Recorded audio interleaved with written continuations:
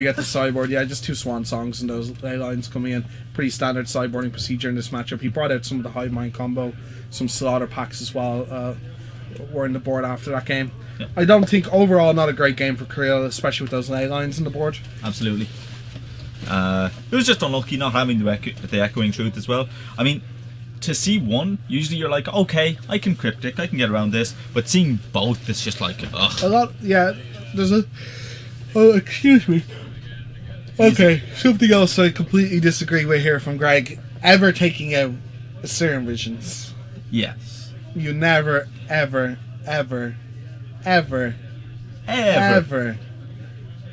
sideboard out with Serum Visions. It's too good. Yes. It's a card that is too It's cards, you're a combo deck and it's digging you 3 to 4 cards deep. There is one thing I'm going to say about Magic Origins with Serum Visions. They were like, Sky is an evergreen.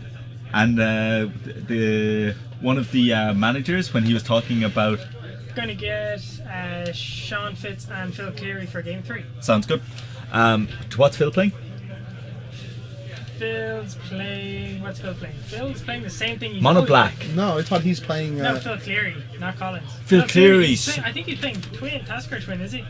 I have a feeling he's playing I thought No, Phil might have changed deck now. Maybe he's changed. I will check and I'll come back. Okay, Yeah. thank you. I'll message you and find it out. But- But yeah, Greg makes so many mistakes that game. It's fine. It's fine. Like, No, missing the Primeval Titan Trigger. after you cast it is like...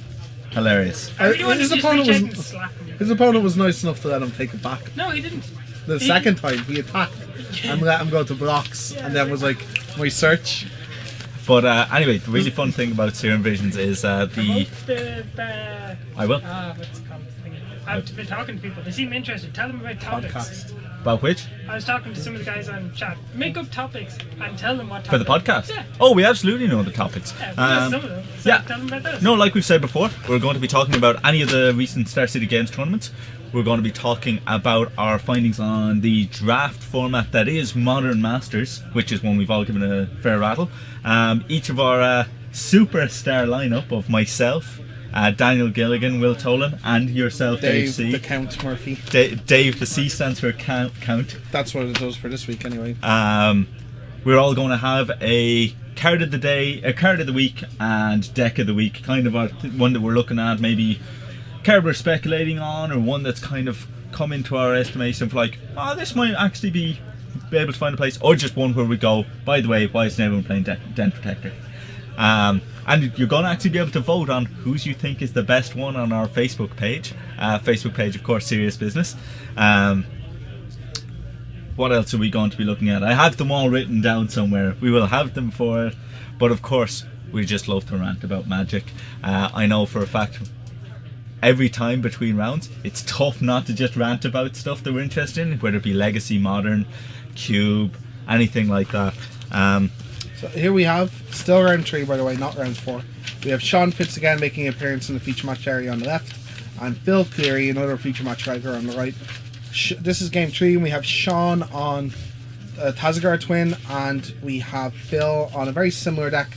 We have him on Tazagar Grixis Delver. So Tazagar Delver. It's Grixis. He plays Terminates. He plays Murderous Cuts. Tazagar Calling Delver. it Tazagar, that's disingenuous, sir. Oh, there are Gurmag anglers in you're here. correct, Gurmag. It's Angler Delver. So, turn 1 Serum Visions from Phil into a turn 2 Thought Scour, milling over a Delver, a young Pyromancer. We see a second land drop here from him. To a Scalding Turn and a pass. Polluted Delta just for Fitz. Matched by Steam Vents. Steam Vents tapped in a passing of the turn. Representing, there's a double Lightning Bolts in Fitz's hand, so lots of control in his hand. The only creature that's safe on Phil's side would be an Angler or a Tazagar this turn. I'm always interested when you drop into these games to see what the sideboards that people bring in. Because Phil does have a 1 Olivia Valdaran, 2 Spellsky, 2 Blood Moon, 2 Vandal Blast, 1 Colligan's Command, 1 Flash Freeze, 1 Negate, 1 Dispel, 1 Izzet Staticaster, 2 Thoughtseize, and 1 Forked Bolt. Thought Scour there, flipping over 2 Terminates, which is very big. Some of these lists only running up to 2 Terminates. Yeah, let's see. How many does Phil have? 3. Only 3, so only 1 left in his deck. And that means Tazagar out of Fitz and Deceiver Exarch are both going to be pretty hard to deal with. Yeah. One Terminate in your deck is almost as good as none, really. Snapcasters are still a thing, but 4 mana isn't as easy to get for the Delver deck that it is Twin deck. Absolutely. Twin playing a couple more lands and just wanting to hit that 4 mana a lot more, where Twin only, where Delver only playing 19 lands, 18 at times. 18. As I say that, he has the third Terminate in hand to make me look like a damn fool. A damn fool. What a time to be alive. Passing of the turn, and Fitz is going to be a lot happier that there's no pressure on the table. Yeah. Phil, a deck that wants to get down a Delver and a Pyromancer and start to eke out advantage. Sean is very happy just to be playing the waiting game. What I'd be very interested in is seeing how many twins, and I can't see a lot of them as he spans through the deck there, are left in Sean's deck after board. It might be up to 0. You think we have the patented take out the combo? Yeah, it's very hard to resolve the combo in this matchup. I think you're very similar decks, except Phil has more threats. You're a control version of Phil's deck, you know what I mean? So I often think as well, we've seen Olivia Voldaren as well from Phil in his hand. What I like to think is that just casting a ball to the face here. Grixis Delver actually came into prominence specifically as a way of fighting Twin. They're very similar, except Grixis gets to take on the control role, where Twin cannot really do that in this matchup. Yeah, but it's just because you get to bring in Terminate. Hell, Grixis Twin is specifically to fight other Twin decks. Yeah. So it's just really interesting to see how the metagame has shifted ever so slightly, just with a few different colour changes. Yeah, we get to see Sean's hand here. Double Snapcaster, triple bolt, and he has a Twin in his hand, so sometimes they leave in one. I didn't see many flicking through his deck, but he went pretty fast, so I'm not sure. There's Dispel, but here's the problem with Twin. Phil has a Terminate in hand. Deceiver's never really living. All these cards in Sean's hand are usable. Now except this one Twin, which might never get cast in this game. Absolutely. So, do you think that Sean is going to go for the Bolt, Snap, Bolt? Maybe. Like, this is a very powerful hand from Sean. It's going to be very hard for Phil to get any pressure onto this table. Phil does have a mana leak, so we can actually stop the... he can stop the Snapcaster to help stem some of the value and some of the damage. Yeah, I think that he's going to go for it here. But of course, Sean has the Dispel. He can just stop that mana leak. But it does stop the second Lightning Bolt from being cast. It does. So it kind of is the same thing. It stops 3 damage, but you know. Just to answer that question, Sean has only 2 twins left in his deck. We're seeing what he sideboarded. Very strangely, he has decided not to bring in the Spell Scouts. Oh, well. Spell Scout probably being good. Yeah, Sean just letting this resolve. I think that the spell can fight other battles. Sure. And keeping up. No, just also bolting to the face again. I'm not sure. Sean trying to take on an aggressor role here, seeing that Phil is maybe a bit short on mana. It's all topsy-turvy here. Yeah, I'm not sure what his plan is here, but I'm sure he has one. I guess that Twin is also a pretty good target for a Snapcaster if he ever gets a chance. Absolutely. We've seen that happen a few times. We've seen Twin taking on different roles. I've even seen it on a Wall of Omens. Just tap, draw a card, make a blocker. Yeah, for sure. We're going to get another bolt fired off here. I don't mind that Phil as much from play as much from Phil, because he doesn't have many targets to actually kill. He just has Pestermite, so he can kill from that and Snapcasters. He's got a Colligan's command in hand as well. Where Sean's bolts can legitimately get kill some threats. Kill some threats, yeah. So here we're seeing another Snapcaster bolt, and he's really going aggressive with his hand. And now he has the spell to save this Snapcaster, and that's why I think letting it get mana leak last turn was fine.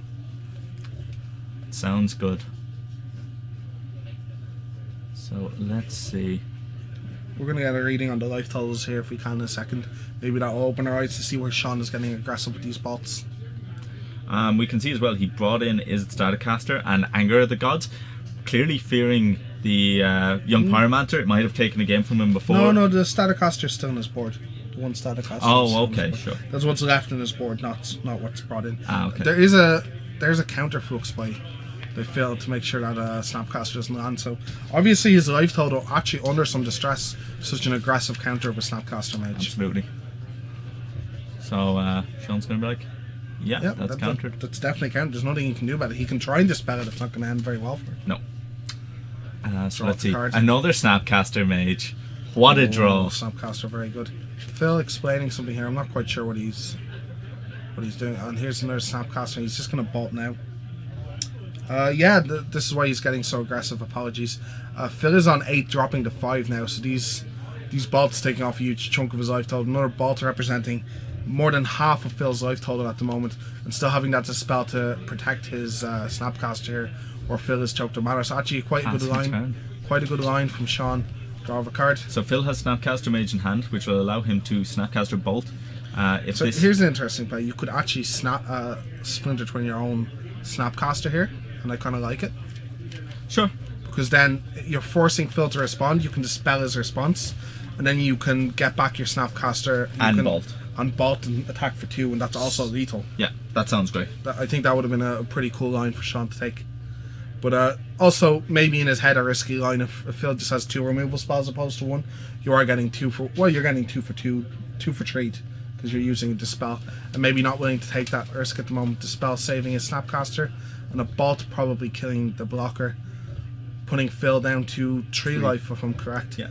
But so now the Splinter Twin is dead in his hand, where if he takes the other line, the Splinter Twin not a dead card. Well, yeah, I suppose with the Terminate now that Phil has, and he's finally found his 4th land. Yeah, Terminate into keeping 2 mana up is going to be very safe here for Phil to do, especially with this Dispel. Yeah, absolutely. So he might be going for a Colligan's command, deal the 2 damage, get back his Snapcaster Mage. Discard a card. And discard a card. Yeah, that twin hidden. So I think if Sean takes the line of putting that twin on that Snapcaster, this game's over. Absolutely. So we're going to see now. Or this game actually isn't over. Phil would still be able to kill that Snapcaster in the untap, but I think it's a better use of cards for Sean. Absolutely. And you get a bit of more value out of your graveyard and out of your Snapcaster Mage. So Olivia's coming down. Oh, Olivia going to try and dominate this game. Sean 1 card in hand. Still has a lot of outs. Yeah, like Olivia has turned off some of them. I feel like one of them might have been getting down a Pestermite and getting in there, or even does he have any? He does. So there's Inquisition just checking the hand. Yeah, I mean it's not going to get better. So let's see. He has a Terminate, a Cryptic. Taking this Terminate, and if Sean's paid attention, 2 more Terminates in the yard means at least there's a chance that he can combo off. What is that 3rd card? Dispel, Gataxian Probe, Terminate. Oh, it's a different art Dispel. I think it is anyway. Yeah, it's got 1 blue. This Sean only on 12, so this Olivia are going to quickly eat away the life total, and now mana can just be kept up forever. I guess he doesn't take Terminate because Olivia is doing a very similar job to Terminate at this moment. Now, unfortunately, Olivia usually has the trick of she can bite, so to speak, other creatures to get bigger. She cannot bite herself, no, which is unfortunate. So this Olivia is usually going to be a 3/3. So there we go. That's a kind of a tell from Sean that still has that island in his hand. Yeah. Sean just looking for a lightning bolt to finish this game, or Snapcaster. Absolutely. But with so many cards from Phil in hand, especially that mana leak in the Snapcaster he has. Yeah, neither of them are going to really stop. A lightning bolt, does he have? Lightning bolt, because he can fetch twice. He can fetch 2 basics if he has them left, but with one of his basics out, they only play 4. I'm not sure, only 3. Sean just wanting to fetch for percentages here. Absolutely. So we can see as well, he has no hard counters, Phil, currently, does he? To a lightning bolt or a Snapcaster? No, lightning bolt is especially bad. Pass turn. Yeah. I don't know, this could be... Sean's on 6, I think? 6 or 3? Snapcaster here. Lightning bolt. Or Colligan's command, maybe. Yeah, he's just... There we go. So that's close. The Splinter Twin line's interesting, but I think the game ends up very much the same because it's double land off top. But I think maybe a more efficient use of Sean's cards in the long run. Yeah, absolutely. So we're going to see. He brought in Jace's. He brought in some counter spells. Jace is nice in this matchup. Shuts off Pyromancer. It's really nice dispel art. And he brings in the 1 Colligan's command. Clearly, just grind out the game. This game turns really grindy. Absolutely. As I said, Sean has to stay this kind of combo deck because he's never going to out-creature people. Sure. He's never going to out-creature this matchup because of or Delvers. Or out-control them, yeah. Well, you can out-control them. But he can't out-creature. Yeah, sure. he can. Sean can very rarely be the aggressor. We saw that's one of the better spots he ever had to be the aggressor. And it still wasn't. And it still wasn't enough. Like, I know he had outs at the end of the game, but they weren't that many. He's gone through 3 Snapcasters and 3 bots in that game, so it might only be down to 2 cards in his deck. Yeah, absolutely. So it's tough. I think this matchup's tough for him. Like Phil can be both aggressive and controlling when he needs to be. Sean doesn't have that option. He just has to be controlling, and he has stuff like Jason Carnos to try that, or Batterskulls. I think he has one of each. In fact, a lot of them have.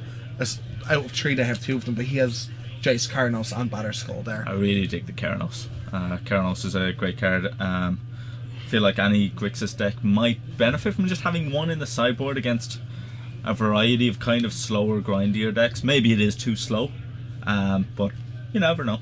It's a card I really like. I don't think people have many ways to deal with it besides Cryptic bouncing it.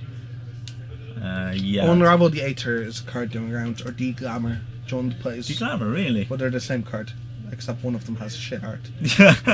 So you always play Unravel the Aether because it has much better art. D-Glamour is some kind of weird deformed goblin doing something, isn't it? Or a fairy annoying him or something like that. Yeah, I think that sounds better. Yeah, no. Literally the same card with different names. Sure. And more people have Unravel the Aethers because more people start playing Magic recently. Yeah. It's a recent set. Who has D-Glamours? Well, I don't think anyone was just like, man, I can't wait for these D-Glamours to get good. I'm going to keep them in my trade folder. I love Double sleeve. I love Jerry T's excuse. So they're arguing which art is better. Yeah. And Jerry T says, well, it doesn't matter. I don't have a foil Japanese D-Glamour now, do I? In real life. So he plays one Unravel the Aether online because, I'll transfer them to real life. Yeah. So that's fair. Close matchup in the end. Sean having a couple outs at the top of his deck. But I guess that's the classic flood beats screw. Sean didn't really flood out. Like, they play enough lands that eventually happens. It was a mini flood, I guess, if you want to call it that. Phil eventually had 5 playable cards, and once he hit his 4th land, he was able to play 2 spells a turn that took over the game. And as well, even if you replace some of those land drops with spells, how many of them are actually relevant? You know what I mean? Yeah, Phil did end the game with 3 or 4. Yeah, he had like a Terminator, Snapcaster, and Mana Leak. It depends when those spells become get drawn. If they get drawn while Phil is still stuck on 2 lands, yes, they are relevant. If they get drawn when Phil decided to cast his Olivia, he could have kept up mana instead and start playing spells. Yeah. You know what I mean? Absolutely. So yeah, no, it's an interesting matchup. I do think in general it favours Grixis Delver. Yeah, it is very hard to get the twin combo online against them. Yeah. This deck was made to beat twin. Yeah, it's this very weird level of you can't get the combo online at the same time. They're an aggressive deck and they're not letting you get full control with your creature advantage game. A lot of your advantage cards they also run, so you're not going to Colligan's Command and grind them out because they also have Colligan's Commands. Yeah. You're not going to Tazargar them out of the game because they have hard removal spells. You're not going to outdraw them. They're running basically the same draw suite as you are. And your Colligan's Command have to kind of like kill their Delver and their young Pyromancer. Well, I think your Colligans might be better than theirs, because if you're twin, because at least they kill like Delver, get back Snappy. Sure. Where theirs is a lot of the time discard a random card and get back a Snappy. Sure. Or 2 you and get back a Snappy. Yeah, exactly. That's what I don't think it's killing creatures as often. Sure. So yours is probably a bit better, but that's marginal. I think it's marginal. They're both good in both decks. So we'll see if we can get the highlight clips up anyway again for you. And round 4 probably starting pretty soon. It's been an entertaining night. A lot of different decks. Yeah. A pretty good representation of the meta. We haven't got an Abzan or a Junk deck on, but I'm not sure if many people are on it tonight. Yeah. But besides this, I think this is what you expect to see if you're going to go play at your local scene. Absolutely. Not enough people playing Jund, I feel, in the shop. Only Michaeli on it. No. It is a more expensive deck. Very expensive deck. They brought the Money Twins back. So you not only have Tarmogoyf, but you have his twin brother Bob. Yeah. Ripping your wallets asunder for the last 4 or 5 years. The Money Twins coming to F up your day. and Liliana. It's really funny because we had the discussion of Tarmogoyf.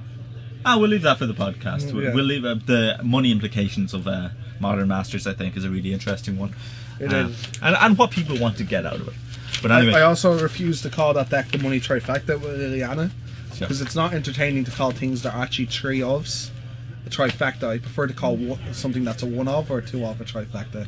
Because that's how you get to the pedantics out there. You know. You mean you? You know, cookies and cream, the trifecta. Yeah. I love that trifecta. A hole in one, a trifecta. All of those are. I don't see a problem. All of those are 3-word terms. Cookies and cream. That is the trifecta of those words. Yeah, sure. That's All what I in meant. one. I was actually next leveling people. Yeah, you weren't next level to me. I was on to you, Dave C. Like when I merge words perfectly, that mean actually nothing. Yeah. Like perforate. Perforate's a real word. What? No, I made that up. No, perforate is to punch holes in things. No. You're an idiot. I made that word up. You just think that's a word because it's been said so often? Okay, what's it the amalgamation of, in your estimation? Those are also words I've made up. Amalgamate and I've estimation. perforated the English language with my nonsense. But all of those are real words. Before you were born, mate. You could say guesstimation. No, I like synergetic. Synergetic is good. That's I got someone saying that wasn't. Synergistic and energetic? Yeah. Nice. It's something that people get annoyed when I say, but I had a player whose first language wasn't English say that instead of synergistic. I want the word synergistic replaced with synergetic. When it's more get-go? Yeah, when something is actively is a synergy, it's synergetic. It's like kinetic. I like yeah. it. It's got a lot of I like magic terms like that. So my girlfriend has recently started picking up on magic terms. Who let you have a girlfriend? Well, she's imaginary. But she's picked up on magic terms, and one thing I haven't noticed myself say, but is definitely a magic thing, is when you say something is actively something. Yes. So actively bad, actively good. A card is not just bad. To explain how bad it is to someone, you have to say it's actively bad. So when something is bad, it can be subjectively bad. But if something's actively bad, it is doing a job to make your deck worse. Yeah. Opposed to just being a card that's okay and not great. Like if it was a land, whatever. I got a treat for you guys. What? Let me see that piece of paper. Blue-red Killing Fiend. It's this deck, but with Delver of Secrets. Yes. And he's playing against Burn. We've seen, I think Anti. Are these trio? They're either 3 or 2-1. I believe the trio matches is a boring one. It's Greg again. I don't know. Is there? Doesn't Anti usually play this deck? No, Anti plays the Podless Pod kind of thing, or he Who plays plays- the Who used to play this deck? card you were talking about last week. Was it Darren who played? Oh, Troll Shout. Yeah. Worship. Yeah. Oh, Troll Worship. Is it Darren who usually plays this deck? I feel like it was No, someone I- who's more regular plays this. No idea. But he's playing against Rob Kelly, and Rob's playing Burn, I think. Okay, sure. Oh yeah, he is. So We got a fast-paced matchup here for you folks. let me read out this deck list, cause it's fan-dabby-dozy. That's one for Jazzy there. Blue-red Killing Fiend. It is 4 Delver of Secrets, 4 Killing Fiend, Nivic Cyclops, 4 Gataxian Probes, 4 Distortion Strikes. Rob's secret tech is 2 mutagenic growths. Genius. I'll explain why that's bad later. 4 mutagenic growths from. See, they're not bad in Darren's deck. 4 mutagenic growths, 3 Apostles' Blessings, 4 Lightning Strikes, 3 Assault Strobe, 2 Stubborn Denial, 2 Gut Shot, 4 Mana Confluence, 4 Steam Vents, 1 Shivan Reef, 1 Bloodstained Mire, 1 Polluted Delta, 3 Mountain, 4 Island. So what this deck is, it's all based. It is, but it's also based around Nivic Cyclops. Because what it can do is just put all of the counters on it. Usually around turn 2, turn 3, you can just make this monster, this 8/8, that just crushes people. You're thinking of a different card.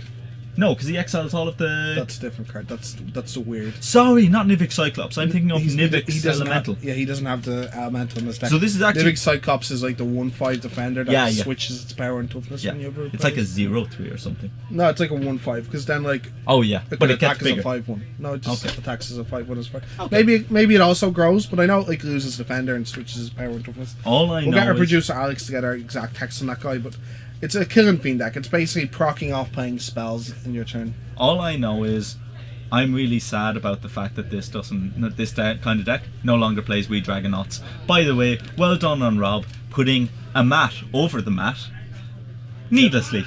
Like, just not needed. We were probably going to get him to put that. We're no longer playing in Gamersworld, we're playing in Gamers. Thank you, Rob. Yeah, so this is in... Of course. He just wanted to show off the top 8. Yeah, no, Rob top 8. I saw. Who let that happen? I was in that top 8 with Rob, actually. Who let that happen? Yeah, that's unfortunate. Our local gaming gaming shop, of course, Gamersworld, where all these Wednesday night modern events are run. Yeah, here in Come Dublin. down, get absolutely ripped apart by 2 scrubs on coverage. Sounds good. Yeah. Sounds great. Have Dave C make lots of mistakes about lines of play and what you're thinking and what you're doing. Yeah. Not Be knowing what famous. cards are. Not knowing what cards are. Not pronouncing things properly, making up words. Not seeing the turn 2 wins. So all of this will be done if you come down to Gamersworld on a Wednesday. Thinking Nivix Cyclops is Nivix Elemental, is it? That knows wasn't what- me, that wasn't me, sir. That was I me. lost in that Elemental this weekend. Yeah. Who was playing that deck? Sharp. Blah. Eamon Sharpson. Eamon Sharpson, that's the one. He plays it often. The deck looks sick. Like I you're lost just, on turn 2 twice. That was fun. yeah, exactly. He just kills you on turn 2, and you're like, I wanted to have a real game of Magic, but no. And who says Modern isn't fun? That would be me if we're counting. Who says Modern's a turn 4 combo format? Yeah. So The word there is consistent. But Darren Leamy going to be playing this deck. I'm really interested in it. I haven't seen the 4 Delver of Secrets. I think the Delver of Secrets is usually the Elemental. it can be. I think that's different decks. Like his deck is now a more consistent blue-red burn aggro deck. It's mostly aggro, but it can also win a longer game. With that Elemental deck, cannot win a game if you've killed a creature. Like it plays like 8 protection spells. So we have both drawing on the... Wow, they've been consistently getting lower. They both rolled 6, then they both rolled 5. Ah, there we go. Exciting times. What Rob a on the- time to be alive. Rob on the plane, that's very important in what is going to be a lightning fast encounter here between Burn and Blue-Red Killing Fiend, I guess I'll call it. I actually think it's probably on Darren's side. I think it's more like this matchup benefits Darren more. I don't know. If the Burn deck realizes it just needs to control the board a bit, I don't think it's on Darren's side. Well, Like if the I would say that normally, but all of Darren's pump spells, his mutagenic quotes, his Apostle's Blessings, protect all of his creatures as well. They so do. if you fight on it that axis, it's they do, but they also cost a life to cast. I don't know. I don't know who's favourite here. I think it's going to be close, and I think the dice roll is very important. Yeah, absolutely. Oh, it still is, for sure. I feel like it's really out of Robert's hand if Darren gets to play first, but We'll see. Some mutagenic growths Rob has of his own in his deck as well. Hard to see his hand. Goblin Guide turn 1 into Eidolon turn 2 is going to be backbreaking. he's got Grim Lava Mancer. There's a as well. consideration for playing that Lava Monster in turn 1 as well, if he knows what his So opponent's on. Delver Killing Fiend, is that a Also- mutagenic quote? And Of note, you have to play Mana Confluences in Darren's deck. Sure. Both players going to take a good amount of life from their lands. You see Rob already taking 2, going down to 18. Darren going to reveal the top card of his deck here. I don't know what he's thinking about. Maybe pumping the Goblin Guide? He has to reveal it. Yeah. I don't know why they're discussing. It's just like, and here's a Killing Fiend, and Rob's going to be like, what is that card? Oh, it's Killing Fiend. And he takes Sure. 2, both players down to 18. And I don't think this is going to be very fast, very slow encounter at all. He's going to be like, Killing Fiend. Draw for a turn, which we know is a Killing Fiend, into a turn 1 Delver of Secrets. Killing Fiend, that was in an event deck or an intro pack there a few... That was really good in Rise of Eldrazi draft. It was. Delver of Secrets not going to do a very good job of blocking this. Goblin Guide definitely getting in for another 2 damage. You're going to see a Goblin Guide, and I'd be surprised not to see an Eidolon, though. Eidolon can technically lock Rob out of this game if it goes Yeah, wrong. it's kind of crazy. But it can lock both players out of the game respectively. So if we see an attack here, we might see a mutagenic growth from Darren, taking 2 but saving 2 damage. So And clearing the board. it would be clever for Rob to play his Eidolon first, or keep up with Tarka's command if he would like to trade. Sure. We'll see which one if he goes for either. Not very intuitive to play your spells before combat, especially into open mana. No, he's not going to do either. He could get punished here. Gonna reveal. There's Nivix Cyclops. Foil Nivix Cyclops, I'm a fan. What a time to be alive. So, how do you like the mutagenic growth here? I like it a lot. I think you're going to take 2 damage anyway. You might as well. No, he's taking No, 2. he's going to take 2. Going down to 16. We're going to see an Eidolon. He's like, I want to... Okay, so the Cyclops is a defender, and he doesn't switch power and toughness. He gets +3 power And loses defender. So he's like a big Killing Fiend. Yeah. And here's an Eidolon, and Darren is going to have to take a lot of damage to play through this Eidolon. We're seeing Mana Confluences as only lands, so he's going to take 3 damage to cast his Killing Fiend, and will have only got in for 1 damage. Yeah. It's, Not a good attack here either for Darren, and he's on the back foot. he'd have to take 4. How do you like swinging first to force the block? Like, if just in case, if Rob is like, sure, I block with Eidolon, and you get to pay one life to mutagenic growth, and get rid of the Eidolon. No, you have to pay 2 life to mute. Oh, yeah, you pay 2 life to mutagenic growth. Oh, sorry, yeah, you're right. So you take 4 just to kill an Eidolon. I don't know if that's the right play. Actually, you take 3 because 1 off the mana confluence, 2 off the Eidolon. Well, that's if you want to pay mana for it. Like if you're paying for free, you're taking 4. Anyway, here's an attack from a Goblin Guide and an Eidolon. We see double strike, something strobe. Assault strobe. And that is big game. That is what can have that Killing Fiend win in 1 turn off only 2 or 3 spells to get through this Eidolon. But Eidolon in the main is pretty. That's not the standard usually, is it? I have no idea. The burn decks have been changing a lot online recently. And we're going to see an Atarka's command pumping everything, dealing himself 3 damage and dealing 3 damage to Darren. And Darren might be getting into the life total here where he cannot win.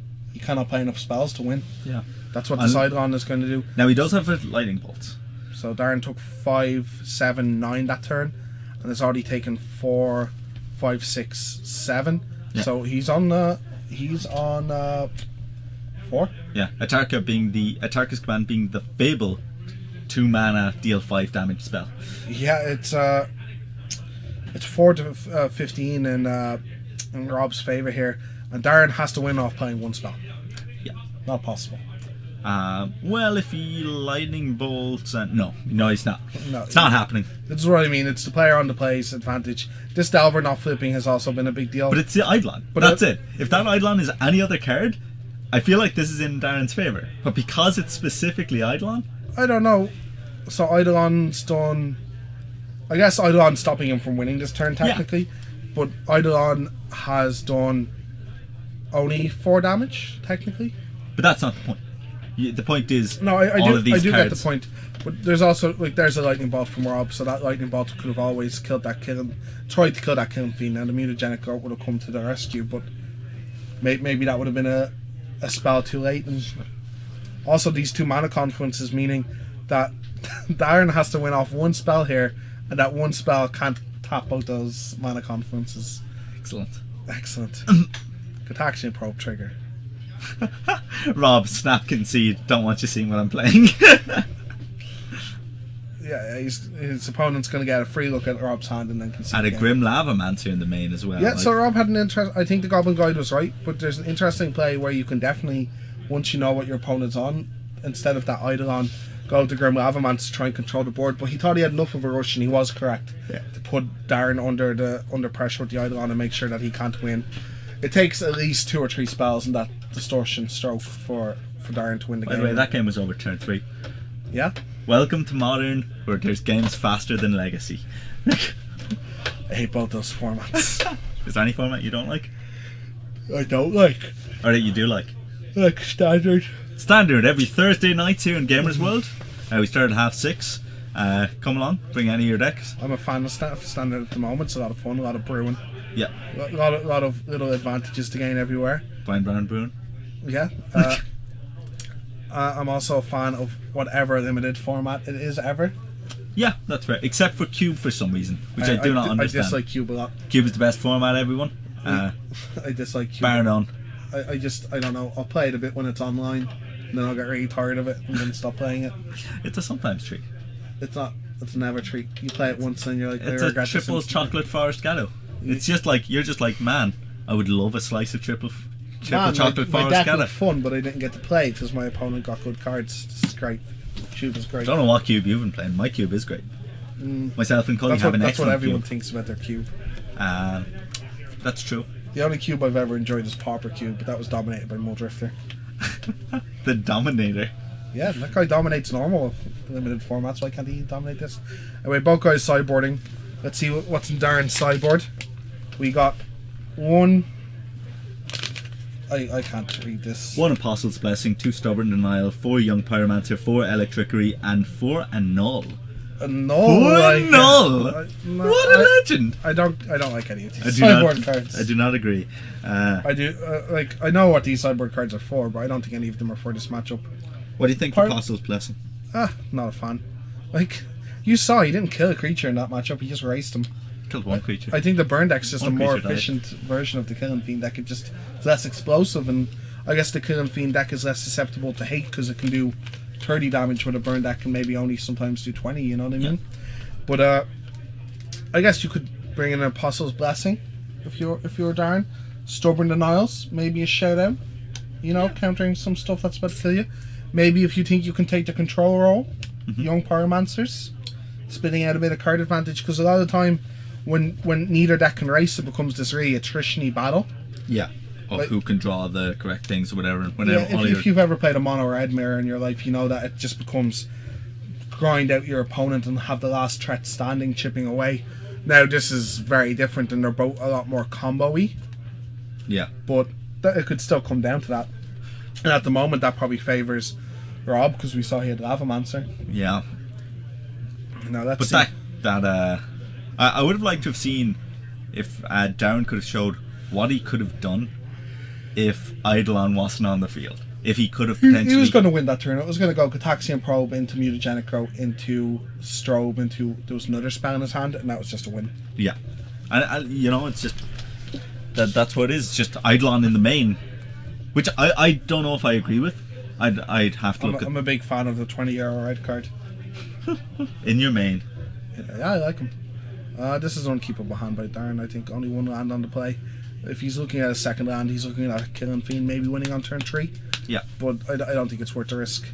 And it looks like Rob's going to keep, and that's very important in this matchup. As I said, Rob has the lightning bolts and stuff to grind out this matchup, and that one card making basically 2 cards because he's on the draw. Big difference. What motion was Rob making there?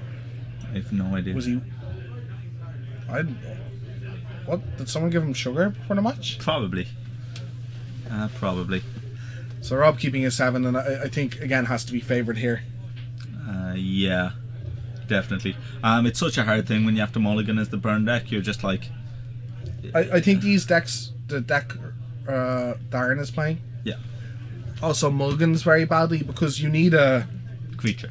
Not only you need a creature, but finding a creature is fine. You need a density of spells. Yeah. You need to cast 3 or 4 spells to win the game. Yeah. Other versions of this deck have played, what's it called? The Get Goblin Storm card. Oh, Empty the Warrants? Empty the Warrants. This seems like, what, 4 land and 2 spells? And 2 of them are Mana Confluences again. And it's a Killing Fiend and a Lightning 3 Bolt. lands, Lightning Bolt, Killing Fiend, and a blue spell I can't make out. Is it a Gataxian? No, No. it's the unblockable, it's Distortion Strike. Sure. I think it's worth keeping. You have the Lightning Bolt and you have the Killing Fiend. Yeah. And the Distortion Strike. You can win over 2 turns. Do I think it's probably good enough against this burn deck? No. Do I think that it might be good enough that you can draw out of it? Yes. So Goblin Guide is probably going to have to get bolted. This is a big problem here. Goblin Guide is just going to end up doing you so much damage. Yeah. Does Rob have Goblin Guide in his... I don't know. I didn't get a look, but I'm saying from Darren's decision kind of tree, he has to decide whether he wants to try and keep his cards to build a critical mass with the Killing Fiend, Yeah. or whether he wants to try and attrition here and kill whatever 1-drop. I think because it's a Swift Spear, you can wait, but that innocuous 1 can quickly turn into a lot more damage. And there's an annul. No, I guess it gets the Or is it an annul? Sorry. just the passing of the turn, so it must have been something not to play that Killing Fiend. Dispel. So he's going to wait for 3 mana to play his Killing Fiend. He's not showing Dispel on his sideboard. Actually, we're missing 1, 2, 3, 4, 5, 6, 7.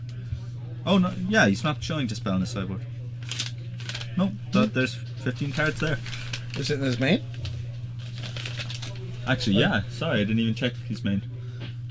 I don't think so. But I guess these lists don't have to be accurate. They're just for our disposal. Well, considering he almost just wrote it, it looks like he wrote it today. I'd feel...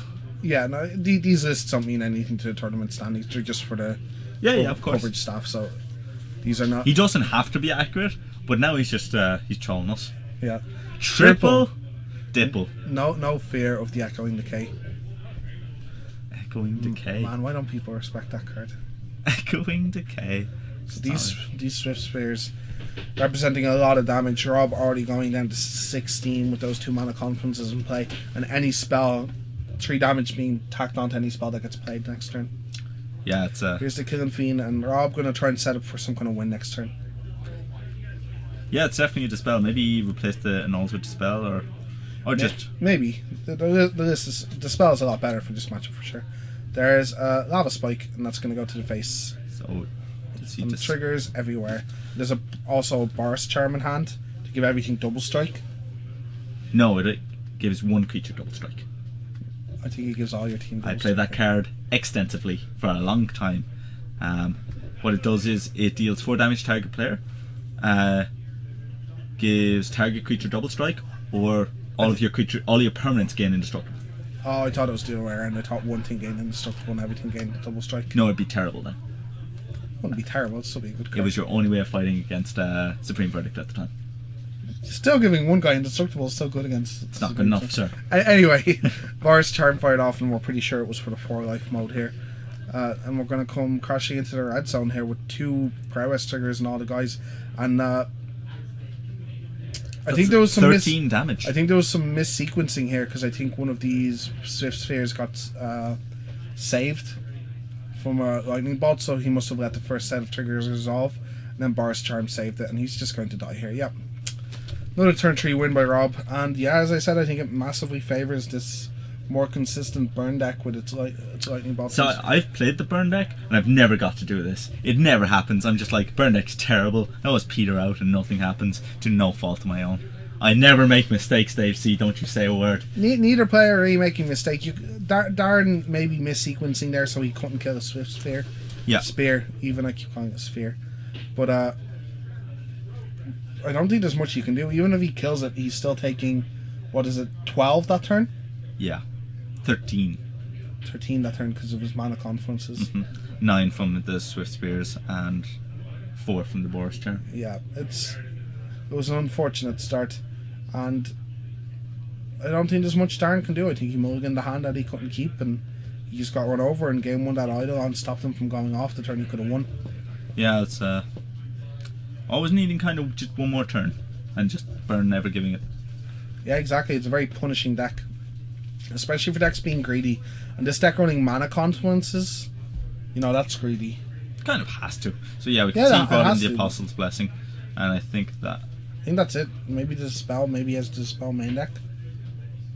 so. He's got Stubborn Denials in the side. I thought, yeah. See, it's hard bringing in stuff that like Stubborn Denial because the modern burn deck no longer just has burn spells. It has Goblin Guides, Lava Monsters, Swift Spears. It has Eidolons. So it's sometimes, especially like Leyline used to just be the end of that deck's day, but Now it's just not anymore. yeah, and it has a bunch of stuff that doesn't target. It just has opponents. It's not Skullcrack, just does opponents instead of target. So it can win through a Leyline. It doesn't die to stuff like the spell. The spell no longer gets the whole deck besides Goblin Guides. There's so many good creatures it can play. Who was it we saw before who lightning bolted themselves in order to prowess trigger his creature? Was that Set Manfield on coverage? I believe so. That was an excellent play. Yeah. Not one I think I might think of. Maybe I would. There was another incident like that. Oh, it was chaining to the rocks against the control deck with no creatures to get your Seeker triggers. Oh yeah. That's something Sam Black did that you might necessarily, because he searched for them with the tree drop that searches for cards. We're going to see if we can get anything else on coverage here. That was a fast round. There might be another game waiting to be resolved. Blisteringly fast, some might say. Blisteringly fast.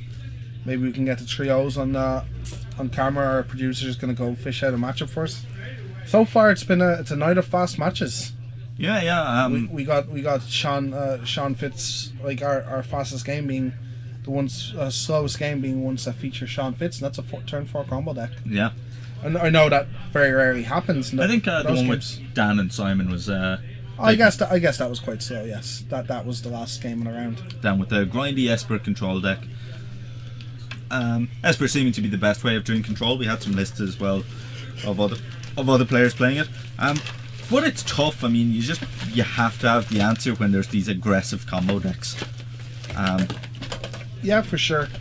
We've seen a few mistakes made today on camera again.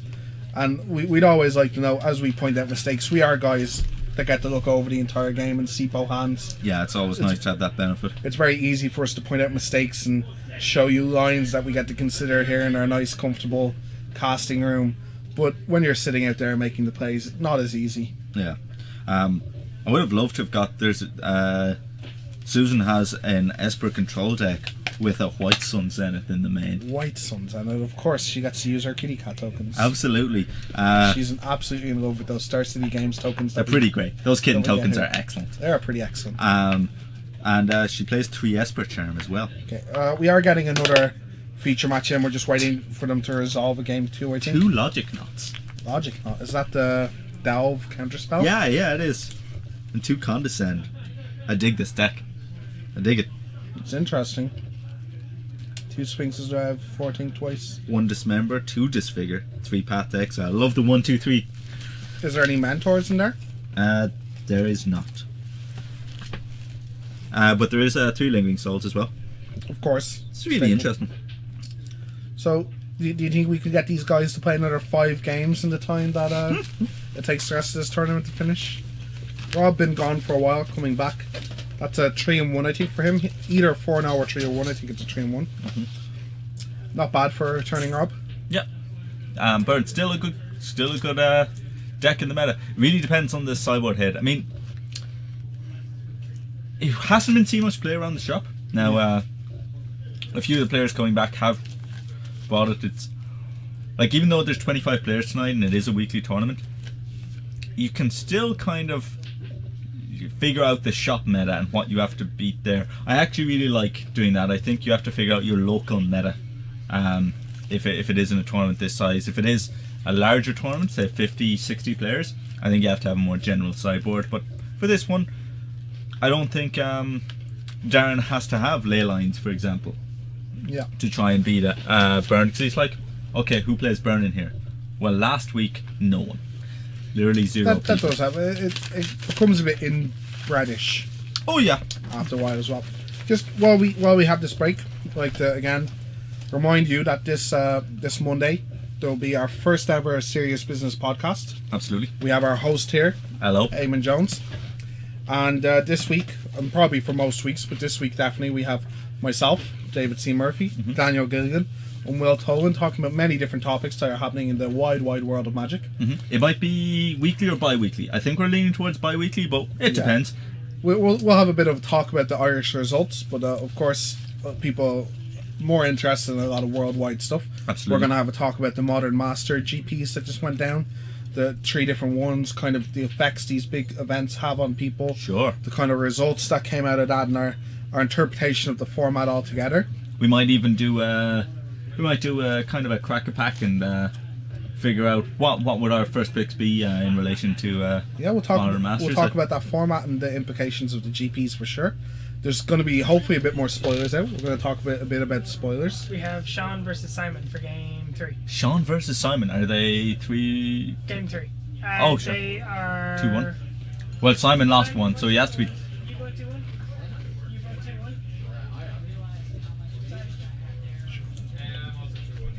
2-1. No, they're both 2-1. Yeah, they're both 2-1. Okay, excellent. Who's oh, the game 3. Yeah, going Okay. to game 3. In terms of the leaderboard, Kyril's just lost his last round, so he went 2-2 tonight. So that means if Simon wins, and if Greg wins or loses, Greg will either be in 3rd or he'll be joint 3rd with Simon. Oh, really, Simon? Yeah. Okay. Okay, so I hope you caught all that, guys. We've got another Sean Fitz matchup Yeah. coming to us. An interesting one in Absan Little Kid. Little Kid, I think, a decent position in this matchup. Like, Pat's and Abrupt Decay to stop the combo. Pat is, even though Abrupt Decay can't be countered, I prefer Pat, because with Pat you only need to keep up 1 mana. 2 mana. Well, you always need to keep up 2 because they can tap one of your sources, is the case. Sure. So with Abrupt Decay there's 3, with Pat there's only 2 once you get pressure out. Lingering Souls, stopping the attacking angle that the twin deck has. You said they need to keep up 2 mana. Yeah. That's not true. They can tap in response. They can, but then you have to pat it there. You can't choose to wait. You don't want to just pat it directly on the spot That's every fine. time. Pause your turn. It does, It's fine. Unless they're bluffing and you've just wasted your pot. There's no waste. Because they have like 6 targets, you only have 4 pots. And they have draw cards and you don't. You don't want to just throw away your pot. I do. Let's see if we can get Sean Fitz's text in full view. Yeah, hopefully. See what shenanigans are going on. We've got some pretty high quality cameras this here. Yeah, let's hope he enters maybe his credit card details, his home phone number. Mother's surname or birthday. Yeah, no, that would be great. Happy birthday, Mom. Here on the 14th. I'm glad that your maiden name is... Because your birthday is actually very similar to my PIN number. But anyway... Here we get Sean, as you all know at this stage, on Tazagar Twin again on the camera, and Simon, regular on the camera as well. He's going to be on Abzan Little Kid. If Simon wins this game, it looks like he's going to tie third with Greg in the league, which is very important. McKaylee, Shane, who's on top but is away for a couple of weeks doing exams, he's already qualified, so it's falling to McKaylee, the qualification at the moment. But McKaylee also gone for a couple of weeks. So Simon, Greg and McKaylee all vying for a qualification for this event. Yeah, trying to find that one for that end of year qualification, like I said. And that over, like I said, it's over €1,000 in prices. That might be going towards 2,000.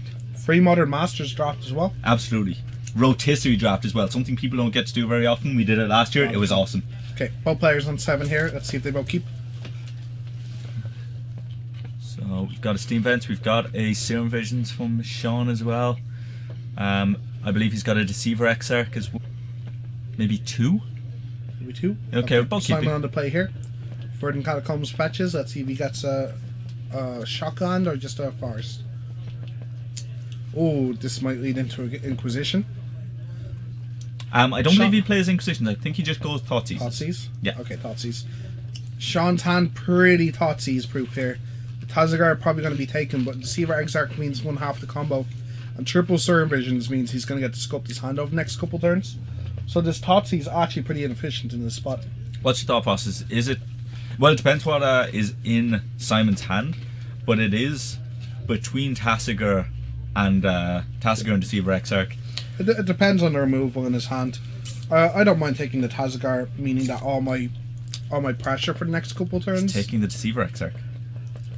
Respecting the combo, taking Sean off any. Plus, Sean doesn't have red mana, or he doesn't have black mana, which is very relevant. Oh, another Deceiver Exarch off the top. I don't know if Sean will even take it here. And I believe a Snapcaster Mage. Yeah, he's putting keeping Deceiver and Snapcaster Mage there, okay. Which is fair. He's got Lightning Bolt as well in hand. Yeah. So, he also picked up that black source there that dropped. Oh, he did. He got the Polluted Delta. So this is going to be no threat from Simon, right? There's no threat he can play off. Those black green. No, he is going to have to try and find green. He's got a that swamp. In fact, his worst turn 1 play he can absolutely. make. Thoughtseize another Thoughtseize though. That Tazagar may be a juicier target here. That Lightning Bolt always up for possibility. Yeah, Deceiver Exarch hidden on top of the library. Yeah, so that the combo finish still being a thing here, but Tazagar is pretty fine to take. Sean playing wildly. Mm-hmm. As he's wont to do. As you do when your opponent plays that many Thoughtseizes. Yeah. Just may as well throw away your hand. So we're going to see, he gets to keep the 2 Serum Visions and the Lightning Bolt, but he's going to get a Deceiver Exarch off the top. As I said here, Sean pretty Thoughtseize proof. Another Serum Vision is going to come down, keep sculpting that hand, and he's right on track for the turn 4 combo. Serum Visions, gets a Snapcaster Mage, he knew was there. 2 lands, one being a Spellskite. Spellskite might be worth to keep here. How do you feel about Spellskite in this matchup? I mean, I get it protects the combo. They have very little interaction with the combo anyway. So Spellskite to stop early aggression from Voice of Resurgence and the like. Looks like he's bottom both. Yeah. No, one on top, one on bottom. But then he must have kept the Spellskite, right? Yeah, because he's got enough land, I feel. That was indeed a Spellskite. Land remand on top, he wants to keep the remand, have a bit of permission. Yeah. He wants to keep up flashing in that Deceiver, and if he keeps that up, he wants to keep up remand at the same time. Absolutely. Pass the turn here by Sean. We're counting up all the damage Simon's done to himself. I think it comes to 5. Only 5 so far. But you can see, turn 2, how many cards in the graveyard, and so many decisions already been made. Yeah. Like, the Modern is I think as well, the farther back these formats go, not only is it the more devastating a mistake is, the more punished you get for a mistake, but also how many there are. First in the voice of resurgence here by Simon. Yeah, luckily getting under that remand, Yeah, right on time. so we're going to get a Bolt lightning is bolt. going to get it right away. Giving him an elemental token. Kind of necessary, especially if you're going to sit on this remand and deceiver.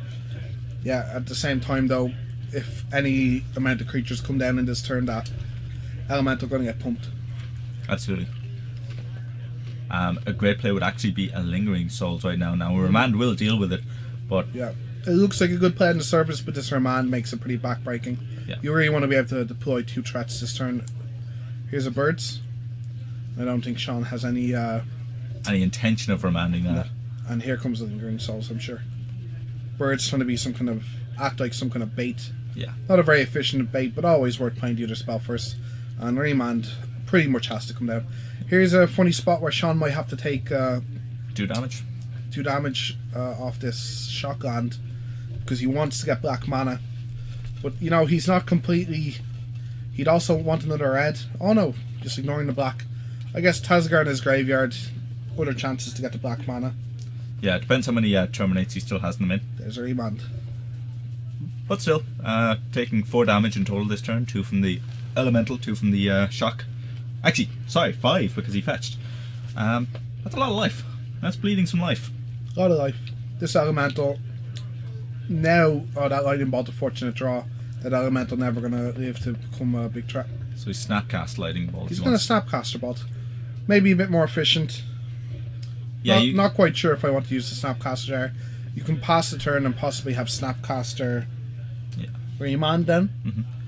in a way that was kind of a 1-for-1, but you need to be using your Snapcaster Mage to be getting your value, getting more card advantage, and Siege Rhino. Captain value. Dr. Rhinoceros He is not a doctor. in the house. He has a PhD in pain. Dr. Rhinoceros in the house, and Sean's going to have a hard time dealing with that. He can Pester Mite to tap it down. There's a few things he can do to keep it from dealing damage while he searches for the combo, but If you get an altar for Rhino with like the stethoscope. stethoscope and the White jacket. headgear, and yeah, then I'll be on board. But till that time, sir. It's so interesting how these creatures just, Get PhDs. yeah. No one says he's like unintelligent. Giant rhinos in this world might be sentient. Intelligent enough to fuck up standard for damn sure. Wow. Anyway, we go back to Sean Fitz's turn. We see a lightning bolt and the Deceiver Exarch in his hand, along with a Spellskite in the hand.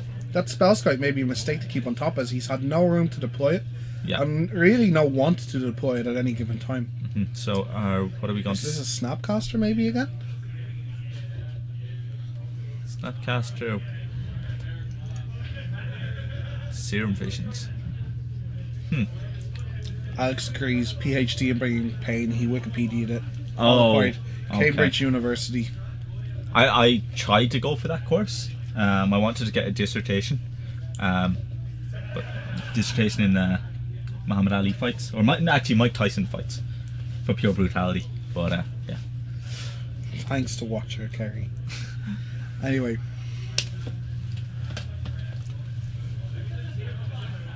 Getting a search here by Simon. Our Rhinoceros still causing all sorts of problems. A Snapcaster Mage. Was it getting his Serum Visions for Sean? Or was that... Yeah, it was a Serum Visions. Should Sean have his Serum Visions removed from the game? Just produce? He should. That should absolutely be in exile. Ask Alex. Just if you could there, see if Sean should have removed something from the graveyard. So we have... The Snapcaster, or did we miss something? So we have a Lightning Bolt, a Deceiver Exarch, and a Spellskite in Sean's hand. Spellskite, or Deceiver Exarch, will be able to defend one Rhinoceros attack. Potentially a Rhinoceros and a Voice Resurgence attack. Yeah. But right now, just that trample damage is really hard to deal with. How do you feel about the idea of... keeping back the Snapcaster to block and Lightning Bolt the Rhinoceros, or do you think that he's going to try and find the twin combo and win that way? I think he's just all about the twin combo here. Voice of Resurgence here, netting an Elemental. So maybe not. Yeah, like no. Sean kind of forced to make that play, but that Elemental almost going to be as big as that Rhino. Now, a lot easier chumped. Yeah. For sure, and this Terminate might even take care of it now. But he's just very little breathing room. And Yeah, very little breathing room. This combo hasn't come up yet. Only one card left in Simon's hand. That we know it's a Lingering Souls, right? Yes, I believe so. Why didn't he try and deploy that? Maybe he was scared of an Anger? Anger of the Gods might have been the answer to that question. I guess. So he drew a land. He could also afford to play around Mana Leak now. Absolutely. So if he plays it... See, I guess it is kind of scary. It's like he's got so many cards in hand, he might be able to try and find a place to deploy it otherwise. This would also explain Sean's willingness to dig through his deck, try and find the Splinter Twin combo, because he's like, I know I can get this combo off. I doubt very much Yeah, that he Simon knows has what's to in remove it. Simon's hand. So Attack it's for 2. Block. I don't like this play if Simon's planning on playing this either of the cards in his hand. This just allows Sean to now play a remand if he wants. Lingering Souls. This is like he couldn't have done this if Voice was on the board. Yeah. So And also that gave Sean the opportunity to also Lightning Bolt that Voice token, absolutely. which wouldn't have been an opportunity Sean had if he would have Lingering Souls first. No flashback on the Lingering Souls. I think fearing an Anger of the Gods here, but maybe. Oh, Sean! It's an Anger of the Gods. Sean drew it off the top of his deck. That's so. a board wipe, sir. That is a one-sided board wipe. Yeah, so he was right to fear it there, but at the same time, was there a point where he had to stop playing around it? Like Sean got lucky to draw it.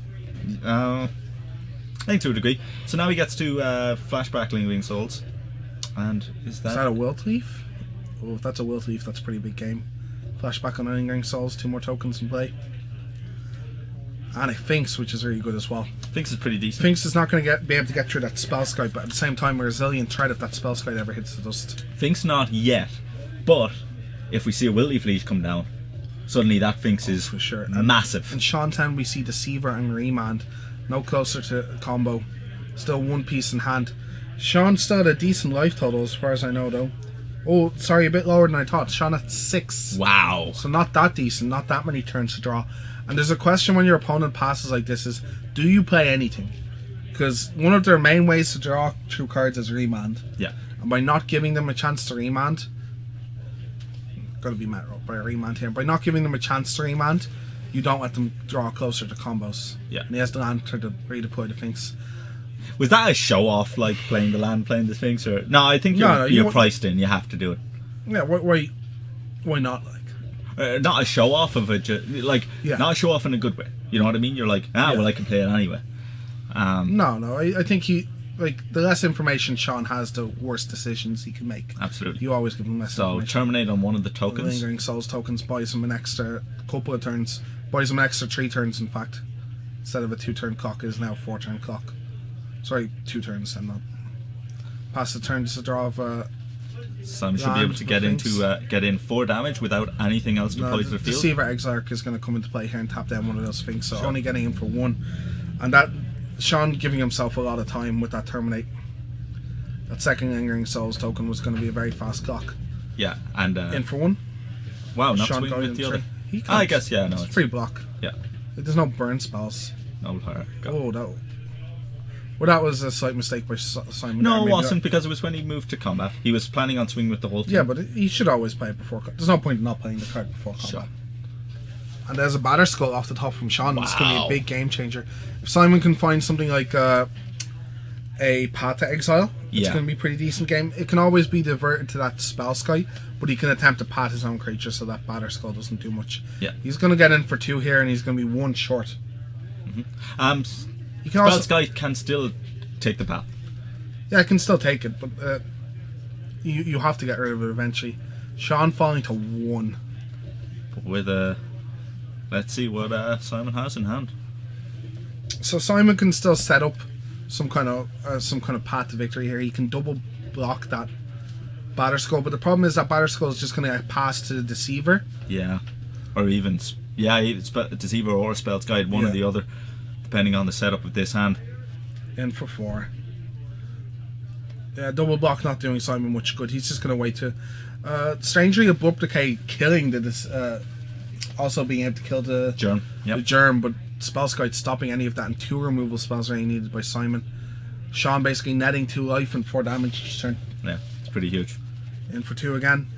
In for 1. Oh, 2. Sorry, you're right. Sean falls to 3.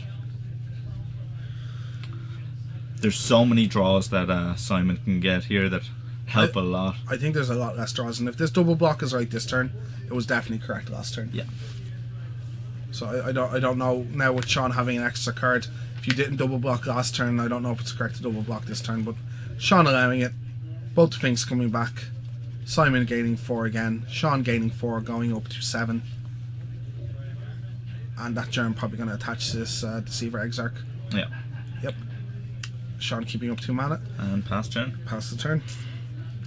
Simon on 16, so not at the fastest clock by Sean, but mostly just slowly taking the game away. What would be perfect would be some kind of Viscera Seer effect, but I don't think that's in Simon's deck. Thoughtseize. Thoughtseize, let's get that last card. It's a land. Sounds like, cool, that doesn't help. Yeah, as good as time as any to deploy it, really. You're not really going to catch Sean with cards in hand anymore. Yeah. But this Deceiver Exarch, never dying. Unless it... Just never dying. So We're going in for 2, putting Sean back down to 5. But Sean gonna go up to 10, a healthy 10. yeah. So there's nothing much that can be done. I mean, that's a 5/9, isn't it? Yeah. 5/8. Wow. 5/8. Sorry. Just. Yeah, you're going to need 2 removal spells, and that's if he has them.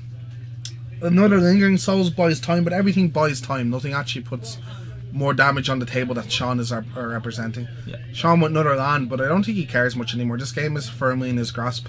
There's not that many draws in Simon's deck. The only draw I can think of offhand is a Wilt Leaf that gets unanswered. Stop Sean from attacking because those things go up to 8, and it makes that Spirit one bigger for the attacks. Mm-hmm. So I think that's one of Simon's only draws here. Yeah. Simon's... Some kind of kill target blue creature card would be fine. It would be. So Simon's still playing for third position in the league. That is the other card. That is excellent here. That card is game breaking. Attack, activate. Don't be squeamish. Just activate that card, Simon. Don't think about it. Pump him. Press the pump button. Simon, do it. Come on. Yeah. There we go. No fear. Pumps. And there we go. Move those counters. In for 3, and this is massive. This Sphinx can now infinite block, while this token is slowly going to get so big. Now Sean is just looking for a Splinter Twin. Ooh, Cryptic Command, a nice draw though. Going to bounce that Spirit token. Probably counter next spell Simon plays. Yeah. Double block. Does. He's like, yeah, sure. That's a weird block. I guess there's no downside to it, but at the same time, there's no upside either. There's no really upside. One of those things could have gradually got bigger and bigger and bigger, while one of them infinitely chump blocked. Yeah. So both those guys get a persist counter. I guess he's just shortcutting a bit because he knows he's going to remove them, but maybe a bit telling, showing that Sean doesn't have a lightning bolt in his hand. Yeah, absolutely. So might as well pump here again. Why not six triple block? I don't know. Path Exile. Path Exile is a good card. This Cryptic Commando doing a pre-combat. Maybe not great timing. But it's hard to play around everything. There's so many cards Sean could have. So Cryptic going to counter and probably bounce. Draw. He's just looking for combo. He's just looking for combo pieces. Okay, I can see that. Yeah, I can. It's a valid play, but bouncing that Spirit probably buys you more turns. Mm-hmm. They're both on 9 life. This is hard to keep up with. 5 life a turn by Sean Fitz while still being attacked. So yeah, that Spirit has to come in, and that pump is going to happen again. Yep, take those off. And again, maybe Simon should have pumped in response to that draw, so no lightning bolt can kill one of his Sphinx. So let's see what he does here. Oh, not a twin yet. In for the attack. Double block again by Simon. He just wants to keep gaining the life off these Sphinx, so I don't know if it's relevant. No. Single blocking, I think, seems a lot more relevant at the moment. Here's a draw. Sad Rhino. 12-17 to Simon at the moment. Oh yeah, because he's gaining 4 life. He's gaining 4, that's why he's double blocking. I still don't agree with it, but that's why he's double blocking. Because infinite damage is still infinite damage. Yes, well, it doesn't look like Sean's going to get him that way anymore. So counters and everything. And also, I presume, a Siege Rhino. You're playing a Siege Rhino. Now you get to quite handily, there you go. Now you're fine with putting all your blockers in front. Sean this turn going down to 3-4, going down to 5 again, and this is turning more into a straight ice. And he mightn't even have an attack next turn because he can't let that twin die. Yeah, that twin is now his only lifelink. His Exarch is how he wins with twin. He can't really do. He can't really let it die in an attack. So. And of course, if he puts miscalculated. Sean's on 4. So it's 420. So he has to attack next turn or he dies. Yeah. At the same time, if he attacks with there was a twin on top of his deck. Oh, the pain. You can never look at it that way. It's all it's all simple maths in the end. I know, but it hurts. There's still 4 twins in that deck. There is. So he has to shuffle. Oh, bit of a drop there. Let's see. Draw. Yeah. That's a Vendilion Clique. Think I saw that right? Is that a Clique? No. Don't think so. It's hard to see. A Clique, not the most useful here. If it is a Clique, getting a free look at Simon's hand. Maybe he wants to, or he can't take the land with his own Clique, so he might as well play it, especially if it's a fetch. He can take land with his own Clique. He can't. It's a non-land. Yeah, sorry. Otherwise, it would be the most broken Magic card of all time. Yeah. See your hand. Take your land. Yeah, it is a click. Seeing Simon's land, which he also cannot take, and probably would choose not to if he could. Yeah. So this Batter Skull probably going to be equipped to a Vendilion Clique to try and stop some of the hemorrhaging from that creature. But you do it now? Yeah. I think you'd have to do it now. Oh, on the spell scout, so he can get an attack in maybe. Then does he have enough mana to equip after the attack? I don't think so. No. So no. He's considering he can put it on the Vendilion Clique, and then that way he can trade with the Spirit token. But then Siege Rhino can come. Dr. Payne himself can come crashing down at your door. Is he deep in? Deep Pain. Seeing if you need some medicine, some sweet Rhino medicine. Yeah, and he's come to the same conclusion. Untap here, and now Finks start to net counters, and that's scary. This whole team can now come in from Simon. There's really no good blocks. That Clique only getting 5 toughness, like he can jump in the way of a Finks and gain 7, but then he's taking so much damage from the rest of the field. Here's in Deep Thought the removal spells. It's a big game as well here. Yeah, I think Simon's just thinking, is there any way I can kill him? Will coming across with the whole team be worth it? There's a chance that you don't want to attack with the Finks, that you just get in with the Rhino and the Spirit. No, whole team. Big bug.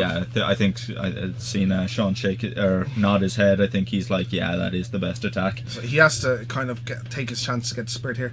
On the other hand, he can jump that in front of a Finks and it will survive the block. So I really like the block of the Clique on a Finks. Yeah, because it's 5 toughness, right?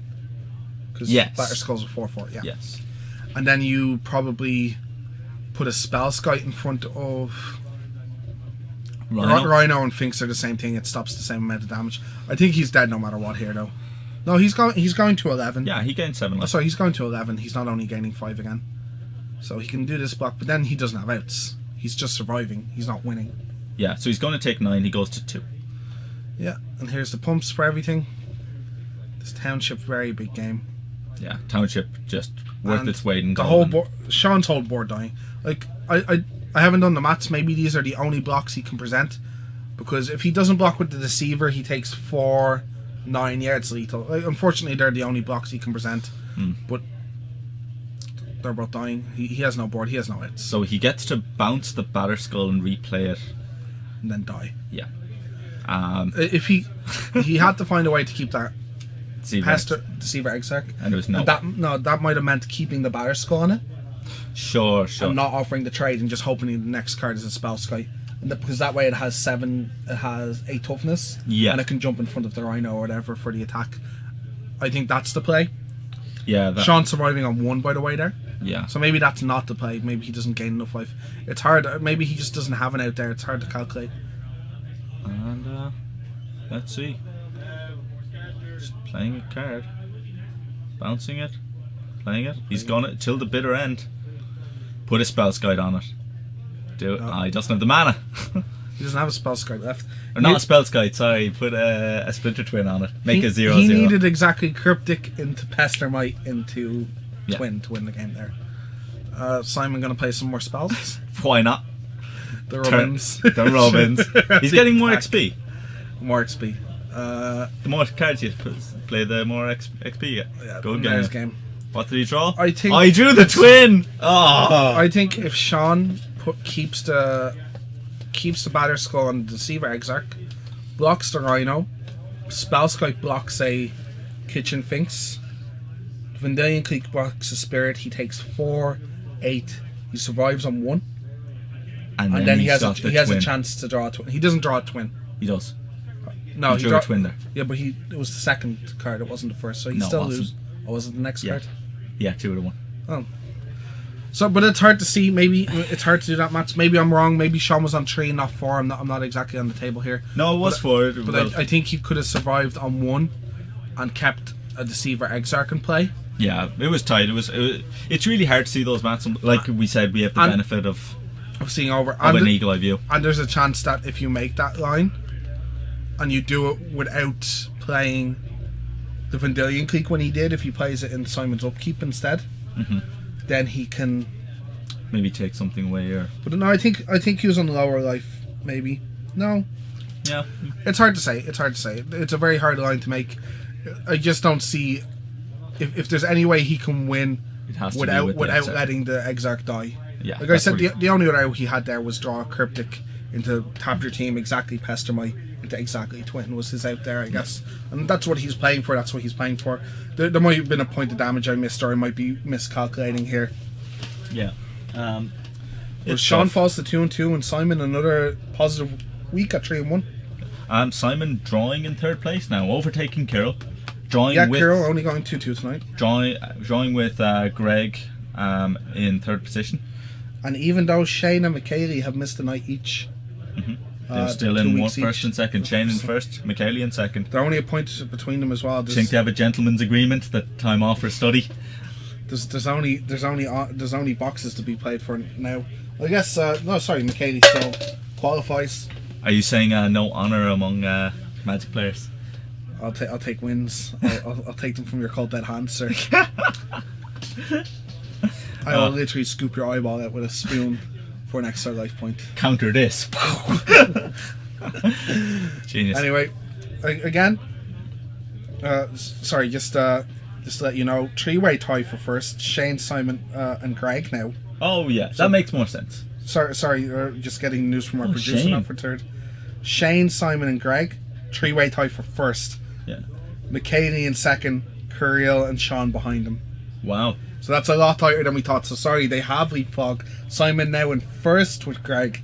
So if McKaylee doesn't come back soon, wow. Shane being overtaken, his exams, I think he's out for at least another week. Yeah. But wow, Simon in 1st. Simon having 3 very good weeks while the guys are gone, to be honest. Yeah. I think that's 4-0, 3-1, 3-1 for him, right? Yeah, absolutely. And he's getting better with the deck every week for sure. You know, there's still small things he can do different, but it's hard to play a perfect game of Magic. You know what? If I could do it, I'd be on the Pro Tour. Absolutely. And that's just how it goes. We just like to remind you again, thanks very much for tuning in and listening to us babble and comment on other people playing Magic. Eamon will tell you about the details about following us on Twitch at... Yeah, it's at Serious MTG. Serious MTG. Look us up on Facebook, Serious Business on Facebook. Yeah. Follow us on Facebook. You can also get us on Twitter. Yeah. Is that Serious Business or... It's at Serious MTG. At Serious MTG? Yeah. On Twitter. On Twitter? Yeah. I believe on... And all the links are below you anyway. If you scroll down on Twitch, all the links. And this Monday, the first ever... podcast. Serious Business podcast. Yeah. It is. It's serious. It's serious business. It's all we talk about. If it's not serious business, we're not talking about it. Why bother? Yeah, that's at 7 p.m. Greenwich Mean Time on Monday.